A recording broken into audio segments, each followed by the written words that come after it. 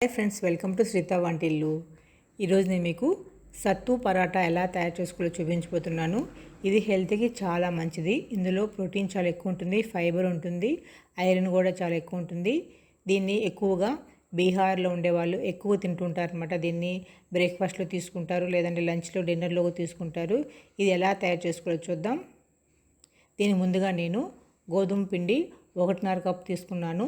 అందులో సాల్ట్ వేసుకోవాలి. సాల్ట్ అనేది కొంచెం తక్కువగానే వేసుకోండి. తర్వాత ఆనియన్ సీడ్స్, కలోంజీ అంటారు, వాటిని 1/2 టీ స్పూన్ వేస్తున్నాను. తర్వాత వాము 1/2 టీ స్పూన్ వేసుకొని ఈ విధంగా బాగా క్రష్ చేసుకొని వేసుకోవాలి. రెండింటిని బాగా కలుపుకోవాలి.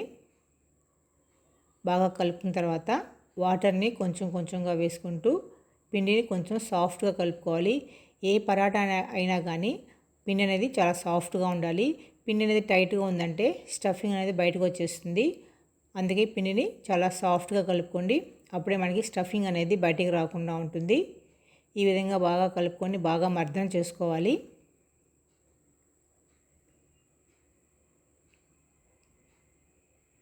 ఎప్పుడు చేసుకునే ఆలు పరాటా, ఆనియన్ పరాటా అలా కాకుండా ఈ విధంగా హెల్తీగా చేసుకోండి. వెరైటీగా ఉంటుంది, టేస్ట్ కూడా చాలా బాగుంటుంది, ఆరోగ్యానికి చాలా మంచిది. ఈ విధంగా చేసుకొని కొంచెం వాటర్ చల్లుకొని మూత పెట్టేసుకున్నాక 20 మినిట్స్ పక్కన పెట్టేసుకుందాం. ఇప్పుడు స్టఫింగ్ ఎలా తయారు చేసుకోవాలో చూద్దాం. ఇక నేను ఉప్పు శనగలు 1 కప్పు తీసుకున్నాను. వీటిని మిక్సీలో వేసుకొని ఫైన్గా పౌడర్ చేసుకోవాలి. ఇలా పౌడర్ చేసుకొని దీన్ని సపరేట్ బౌల్లో తీసుకుందాం.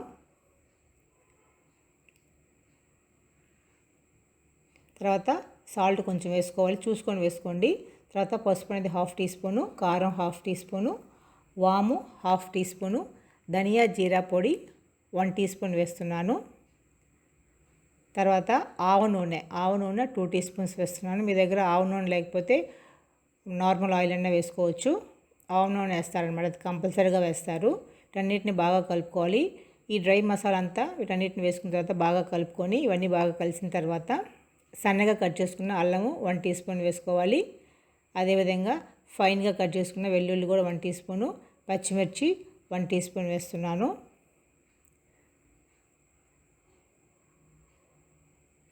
తర్వాత సన్నగా కట్ చేసిన కొత్తిమీర 1/4 కప్పు వేస్తున్నాను.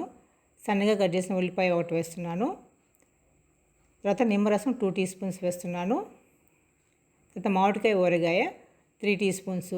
ఈ మామిడికాయ ముక్కలన్నిటిని చిన్న చిన్న ముక్కలుగా కట్ చేసుకోవాలి. ముక్కలు తక్కువ ఉండాలి, అందులోని ఆయిల్ గుజ్జు అనేది కొంచెం ఎక్కువ ఉండాలన్నమాట. వీటన్నిటిని వేసుకొని బాగా కలుపుకోవాలి. ఇది కొంచెం డ్రైగా ఉంటుంది, అందుకని కొంచెం వాటర్ వేసుకోవాలి. వాటర్ ఎక్కువ వేసుకోకూడదు, ఒక 3 to 4 టీ స్పూన్స్ వరకు వాటర్ పడతాయి. ఒకేసారి వేసుకోకుండా కొంచెం కొంచెంగా చూసుకుంటూ వేసుకోండి. మరి ఇది ఎక్కువ పొడిగా ఉండకూడదు, మరీ ముద్దలాగా ఉండకూడదు అనమాట. ఇది ఒట్టిగా తినడానికి కూడా చాలా బాగుంటుంది, టేస్ట్ అయితే చాలా బాగుంటుంది. ఒట్టిగా ఇలాగే తినేసేయవచ్చు. ఈ విధంగా ఒక 4 టీ స్పూన్స్ వరకు వాటర్ వేసుకుని కలుపుకున్న తర్వాత దీన్ని స్టఫింగ్ని పక్కన పెట్టుకుందాం. ఈ లోపల మన పిండిని నానుంటుంది. నానిన తర్వాత ఒకసారి మళ్ళీ మర్దన చేసుకుందాం. బాగా మర్దన చేసుకొని చిన్న చిన్న బాల్స్ చేసుకుందాం. ఏ పరాటాకైనా కానీ పిండి అనేది చాలా సాఫ్ట్గా ఉండాలి, అప్పుడే మనకి స్టఫింగ్ అనేది బయటికి రాకుండా ఉంటుంది.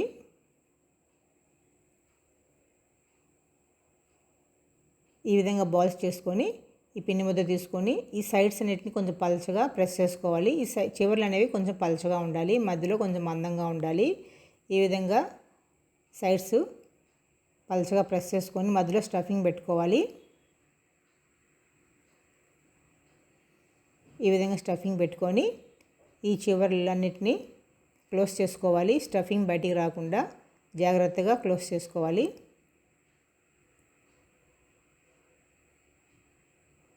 ఈ విధంగా క్లోజ్ చేసుకొని ఎక్స్ట్రా పిండిని తీసేసేయాలి.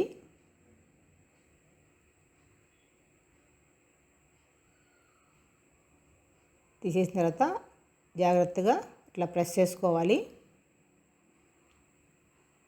అదేవిధంగా అన్నిటిని చేసుకోవాలి.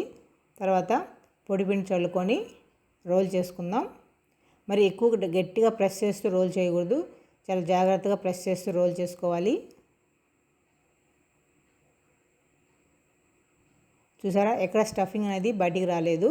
పిన్ అనేది సాఫ్ట్గా ఉన్నట్లయితే స్టఫింగ్ అనేది బయటికి రాకుండా ఉంటుంది. ఈ విధంగా చేయండి. మీకు పరాటా కష్టం అనుకున్న వాళ్ళు కూడా చాలా ఈజీగా చేసేస్తారు. మనం పిండి కలుపుకోవడంలోనే ఉంటుందన్నమాట.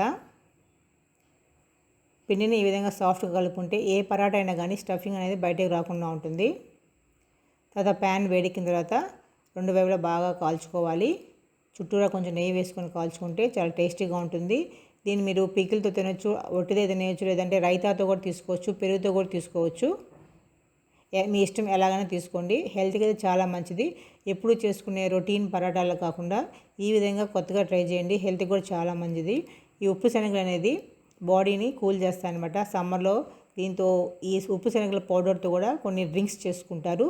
ఆ డ్రింక్స్ కూడా నేను మీకు చూపిస్తాను. హెల్త్కి కూడా చాలా మంచిది. మీకు ఈ వీడియో నచ్చింది అనుకుంటున్నాను. నచ్చినట్లయితే ప్లీజ్ లైక్ చేయండి, కామెంట్ చేయండి, షేర్ చేయండి, సబ్స్క్రైబ్ చేసుకోవడం మాత్రం మర్చిపోకండి. Thank you very much.